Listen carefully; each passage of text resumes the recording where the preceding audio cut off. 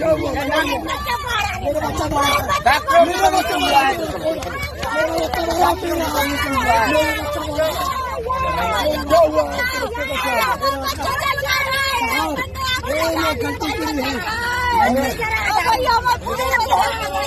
भी बच्चा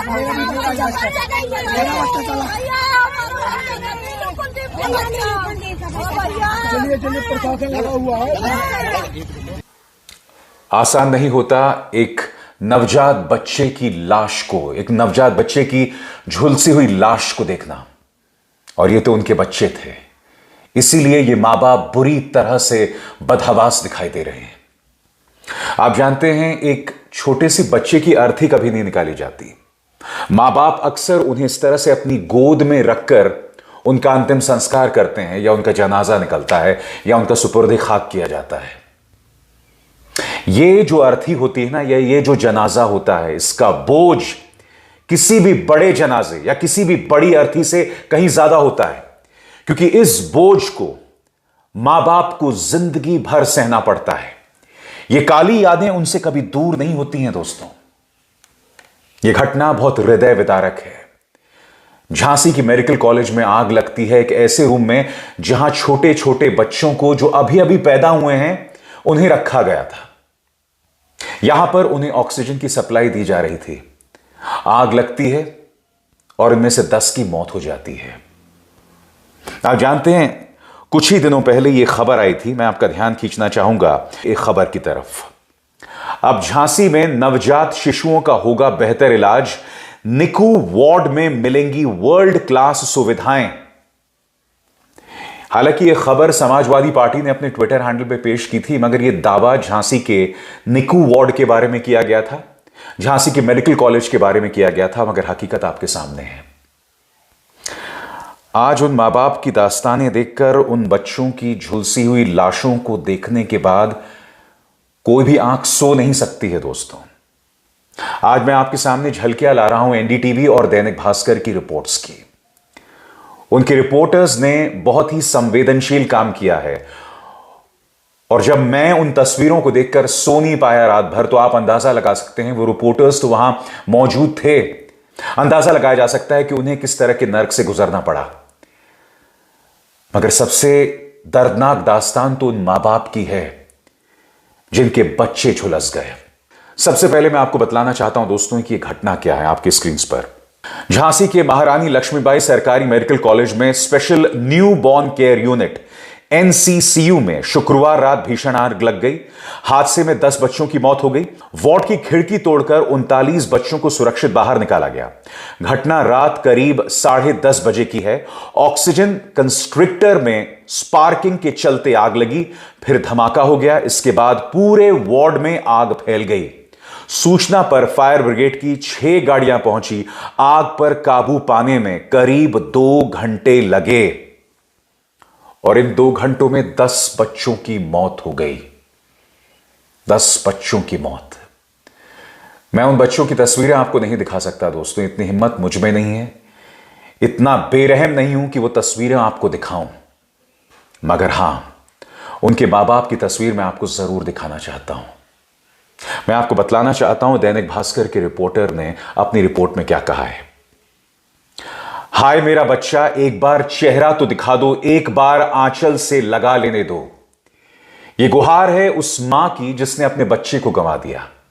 दैनिक भास्कर क्या कहता है, मैं आपको पढ़ के सुनाना चाहता हूं। यह कहते हुए प्रसूता नीलू बेहोश हो गई। उसके पति ने उसे संभाला। ऐसा सिर्फ एक दंपति के साथ नहीं हुआ। झांसी के महारानी लक्ष्मीबाई मेडिकल कॉलेज में शिशु वार्ड के SNCU special newborn care unit में आग लगने से 10 नवजात बच्चों की जिंदा जलने से मौत हो गई। शुक्रवार रात 10:30 बजे पूरे कैंपस में चीख पुकार मच गई। एसएनसीयू जहां नवजात बच्चों को भर्ती किया गया था, वो पूरी तरह जल गया। मशीनें मलबे में तब्दील हो गईं। डॉक्टर बच्चों को बचाने की जद्दोजहद में लगे थे। एक एक करके इनके शव निकाले गए। वार्ड में भर्ती सभी नवजात बच्चों को रेस्क्यू किया गया। और यह हालत है उस मशीन की जिसमें आग लग गई। इस नर्क को सहना पड़ा उन बच्चों को, और दोस्तों, मैं जिस प्रसूता की बात करता हूं उनमें से एक प्रसूता की सास देखिए किस तरह से सड़क पर बेहोश पड़ी हुई है। दैनिक भास्कर क्या कहता है आपकी स्क्रीन पर? सड़क पर बेहोश हो गई प्रसूता की सास। नीलू और कुलदीप को ढांढस बंधाने के बाद हम दूर बढ़ ही रहे थे कि एक प्रसूता की सास सड़क पर बेहोश हो गई। उसके परिजन उसे उठाने के लिए दौड़ पड़े। इस तरह की ढेरों दास्तानें आपको झांसी मेडिकल कॉलेज के आसपास दिखाई देंगी। आप जानते हैं कौन है? दैनिक भास्कर ने तस्वीर ली है संतरा देवी की। संतरा देवी एक बच्चे को बचाकर एक दूसरे वार्ड में ले जा रही हैं क्योंकि वो अपने पोते को बचा नहीं पाई।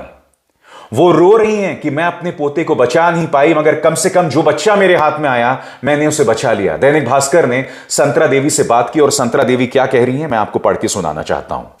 संतरा देवी बच्ची को दूसरे वार्ड पहुंचाने के बाद हमसे लिपट कर रोने लगी।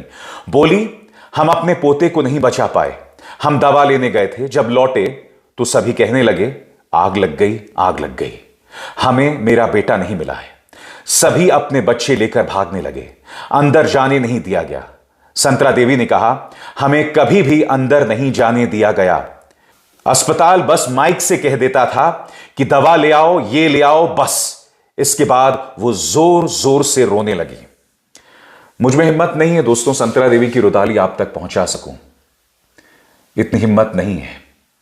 मगर आप सोचिए, उन तमाम पत्रकारों से इनसे रूबरू होना पड़ा था। उस वक्त पत्रकार और राहत कर्मी का जो फर्क था ना, वो खत्म हो गया था। ये तमाम पत्रकार बच्चों को बचाने में और परिजनों को ढांढस बंधाने में लगे हुए थे।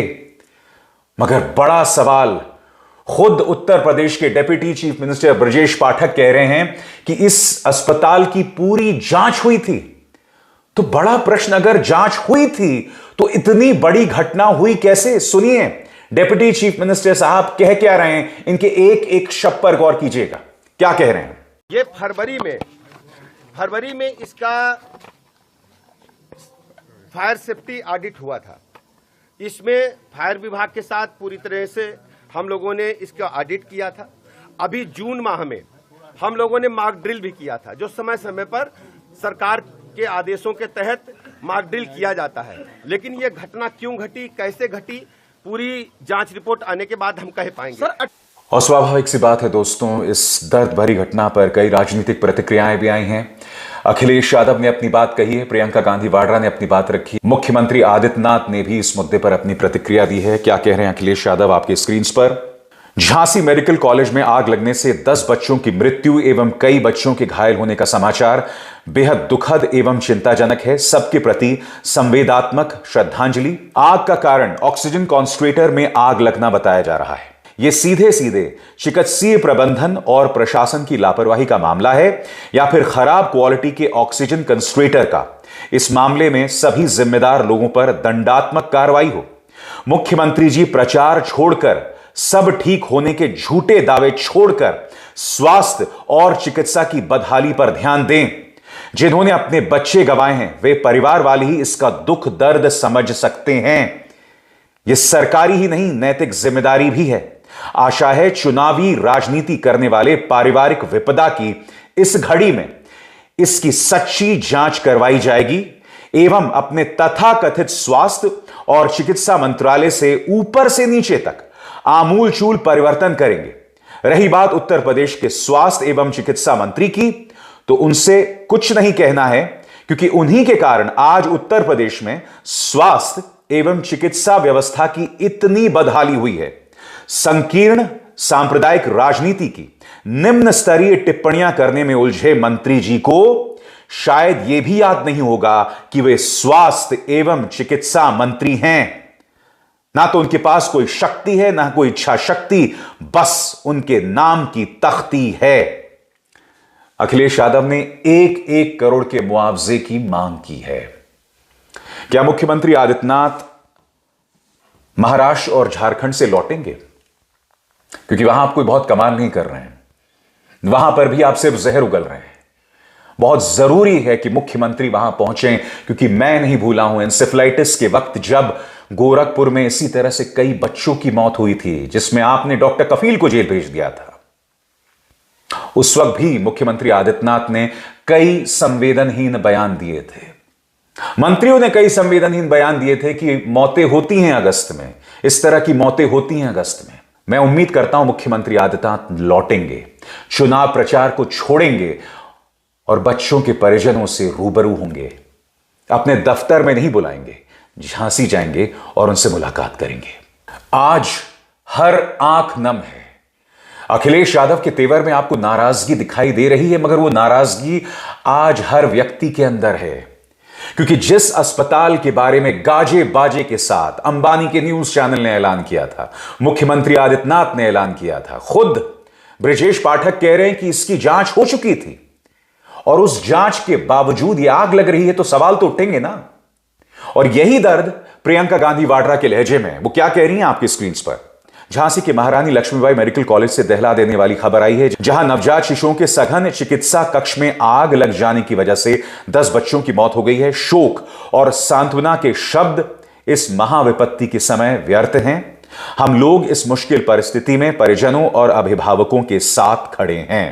मुख्यमंत्री आदित्यनाथ का भी बयान आया है, मगर मैं उम्मीद कर रहा था कि मुख्यमंत्री आदित्यनाथ कम से कम एक वीडियो बयान जारी करते, कम से कम लौट कर आते अपने चुनावी प्रचार से और उन बच्चों के साथ रहते।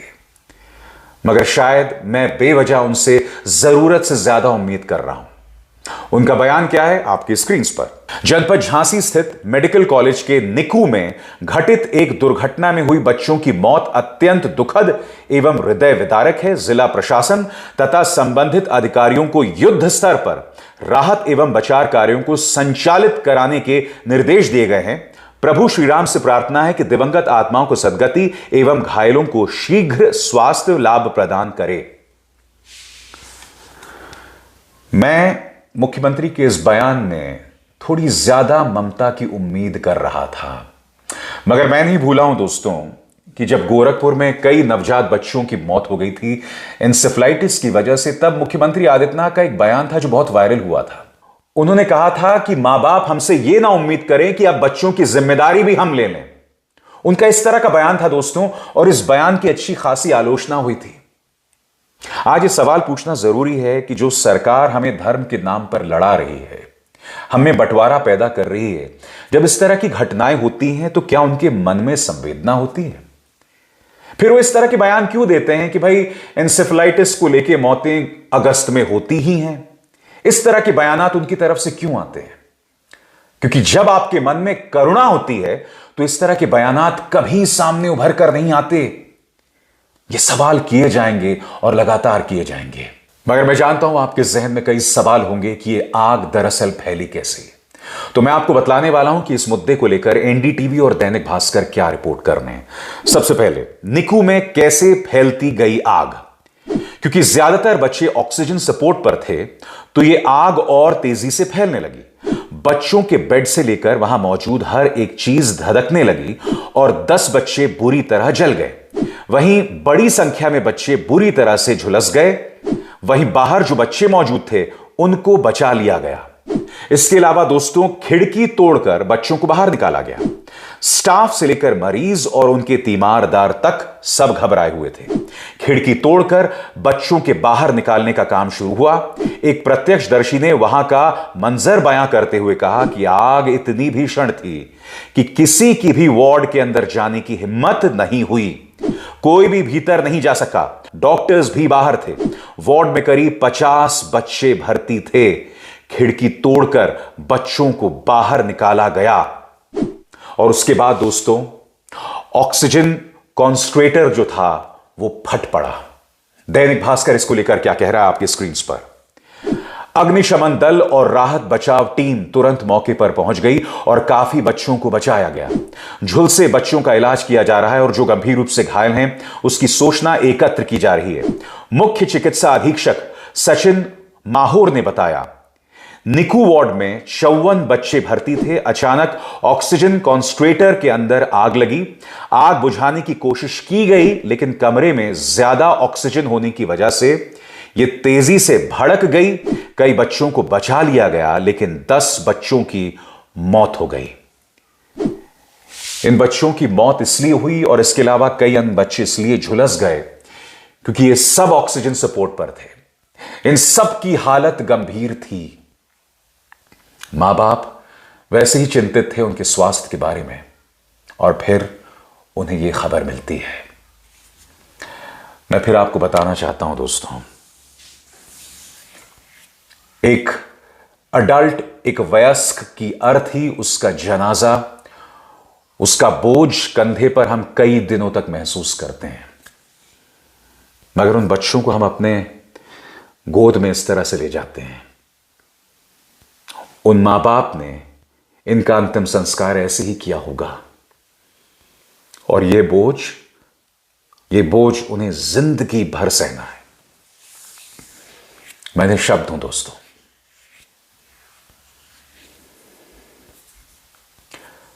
अभिसार शर्मा को दीजिए इजाजत। नमस्कार। स्वतंत्र और आजाद पत्रकारिता का समर्थन कीजिए, सच में मेरा साथी बनिए। बहुत आसान है दोस्तों, इस ज्वाइन बटन को दबाइए और आपके सामने आएंगे ये 3 विकल्प। इनमें से एक चुनिए और सच के इस सफर में मेरा साथी बनिए।